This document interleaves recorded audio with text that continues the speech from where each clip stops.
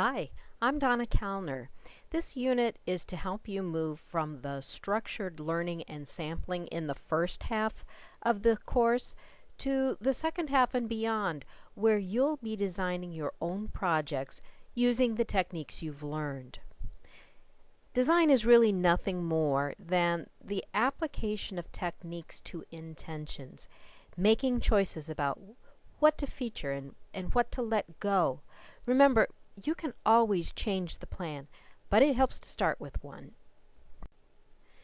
In the last unit of Lesson 2, I suggested that you pick one or two design elements or principles to guide the choices you make as you plan a project.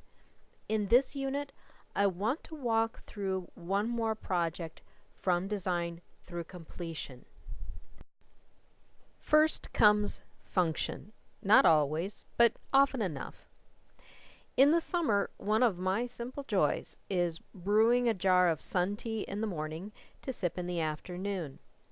But after I add ice to the brew, the jar sweats and I'm always afraid I'll drop the jar on my way in or out of my studio because my hands are usually full. So I thought I should make a cozy for my jar, something that would help keep my iced tea cold for a while and that would absorb the condensation on the glass. Maybe damp wool would even have an evaporative cooling effect on the contents. And wool should help protect the glass. Even if it doesn't keep the jar from breaking, it should keep the glass from shattering where my dog walks. So that's a plan. My next step was to gather materials. I wanted to use naturally dyed wool yarns because I can take this to dyeing workshops as a class sample too.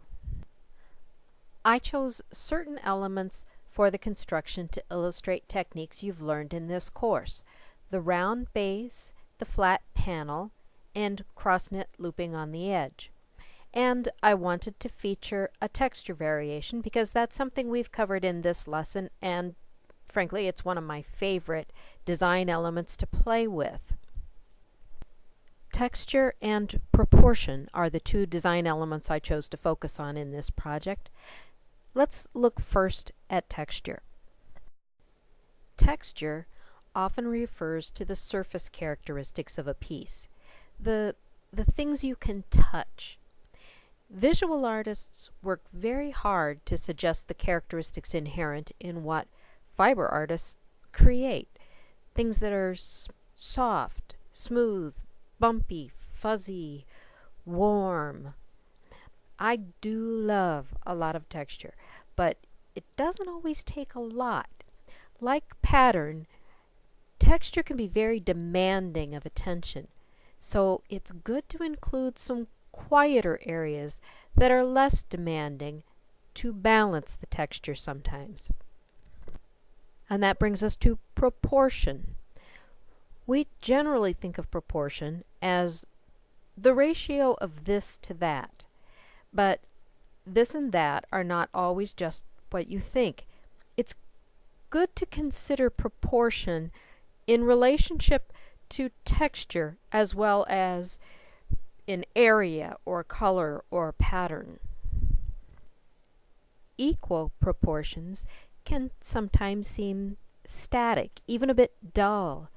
So think about how you could maybe vary the proportions of your textures as well as the proportion of this to that. That's a look at the plan that went into this design.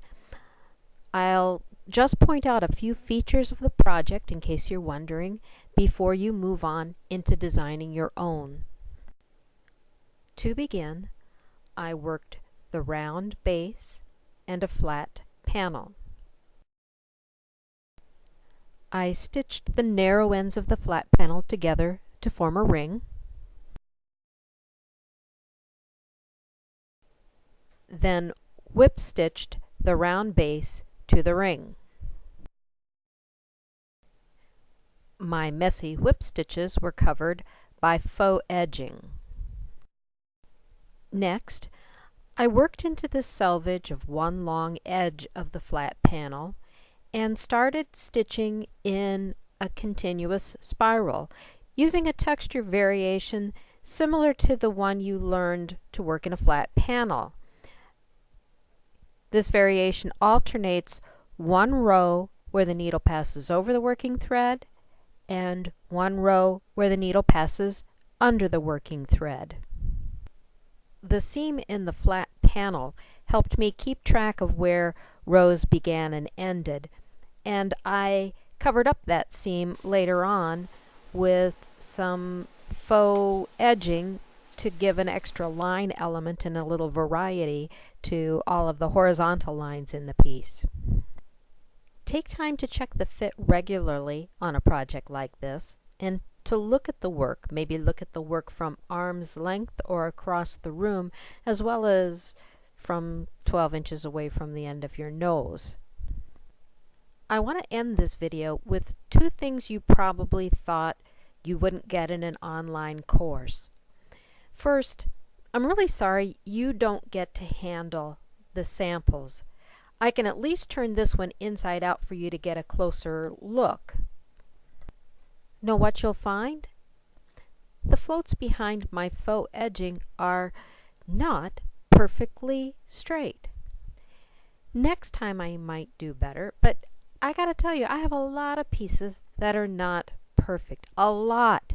But I learned something from each and every one of them. You will learn too. The more you stitch, the better you stitch. The more you design, the better you design. You're building a good, solid foundation in this course.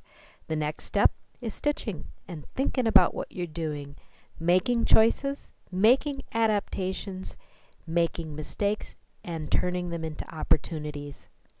That's what you'll do in the second half of this course. I can't wait to see what you make.